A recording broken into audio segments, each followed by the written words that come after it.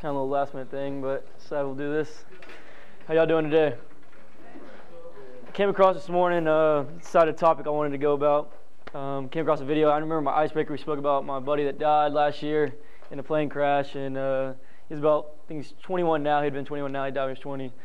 But what made me think about him was just a video of him, just the way this kid carried himself. He was one of my great friends, and this kid just carried himself with just, if you had to think of what an alpha male was, he was just alpha. Like, this kid was just like, when you think of a man, and this kid, he was only 20, this man had every trait of it. He had every trait of what a man was.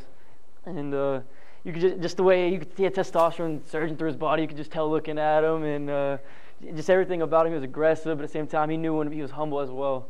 And that just kind of passed by me, and I was thinking about what happened to a lot of these guys. We got so soft throughout our generations, and I mean, out of 20 years, our testosterone levels are the lowest they've been, and there's many factors to that, and it's from nutrition to being baby to everything, to a lot of other stuff. But it's where did we get so soft? Where did this happen? And this is not towards just guys, well, and just saying let's not forget the ladies, but it's like where did this happen? Where did this go? Where did our masculinity go? And I just figured out what was going on and thinking about just stuff we do. And to be a man, it's just carrying yourself. A lot of days you're going through some stuff, and you just hang your head, you walk around, and it's just that a man just goes through stuff like that. You got to go through something. You got to make sure when you go through, it's going to hurt, but you got to find something that you just got to keep on moving. You don't show that, and someone's looking at you like, damn, I know this guy's going through something. Like, you're going to go through something, but just keep your head up, roll your shoulders back. And I mean, y'all know I go through humility. That's a huge part of becoming a man, and that's a huge factor. How you speak to people, to me that's huge. Is how you speak to someone. You speak loud, you speak clear, you speak to them. You look at them in the eyes. When they say hey and they shake your hand, you shake their hand strongly too. To me, nothing's more weaker than when you go to shake someone's hand, they just give you just a weak, like, it's just dead fish, because you can tell that's how they are. And that's just something that it's little things like that is when you carry yourself. Number one thing is when you have, to me, a woman, so many guys nowadays, they're so worried about social media. You go to your room, you see your roommate, he's always on that damn cell phone. Like, that's the first thing you do is, oh, what's this guy doing? What is this other people doing? Who's liked my pictures today? That's how you get satisfaction of it. Is like, to me, that's feminine traits, and that's nothing wrong, nothing towards women or anything. That's not for us males to just always be looking at the phone and being like, man, I only got like 30 likes today on my picture. I don't know if they're not really digging me today. It's like, who gives a shit, man? Seriously, who gives a shit? I feel bad because I mean it's the things that we all got to work on, and I got on to my roommate the other day about it. He's always on his phone, and it's just like, what are you doing on that, man? Like, you're wasting so much time. And I know you brought up earlier too about having one life, bro. It's like, you got one life, and what you want to do is live on that phone. I see no masculinity coming out of that, and the reason I get kind of amped up about it is about 2 years ago, my father, he was a hardworking guy. He busted his tail. He fed the house. He came to every single sporting event, and he was really just the man of the house. And his father passed away when he was 8, so he wanted to be a man. I guess he never had in his life. Well, after a while, his work was kind of tiring him down. He was kind of kind of stressed out. When you're stressed out, your memory gets a little impaired sometimes, and you don't remember stuff too well. And so he went to the doctors, and they told him, you could have dementia. And this guy, he did not know what dementia was. So then they kind of explained it to him. So he gets all these bad factors in his head, like, oh, man, I'm screwed. And just from that moment and that day, he became feminine to me. And it's no manly traits in him anymore. And I love him to death.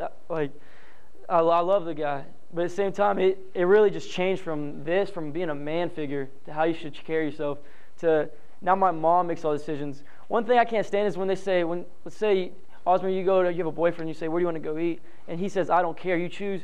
To me, it's like, you make a decision. No woman wants a guy that doesn't make decisions. You got to be able to, like, when he's ordering, my mom will order for him. It's like, why don't you order for the whole family? Why don't you, excuse my language, but grab your nuts and just do it.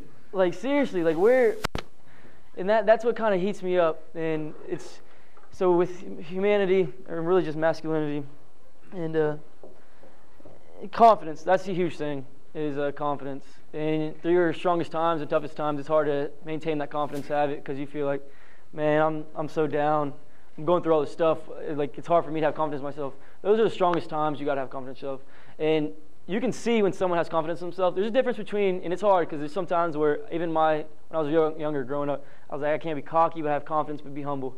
Having confidence in yourself, if you don't have confidence in yourself, how am I supposed to have confidence in you? Because I can read that. I can see that and be like, damn, this guy doesn't even have confidence in himself. Why would I put him in this situation if he doesn't even believe in himself? I believe your word is very strong. You don't have to make many promises, but if you do, make sure your word is strong, because a man with no word is really, to me, nobody. It's because if you have no word, you have nothing. You have nothing.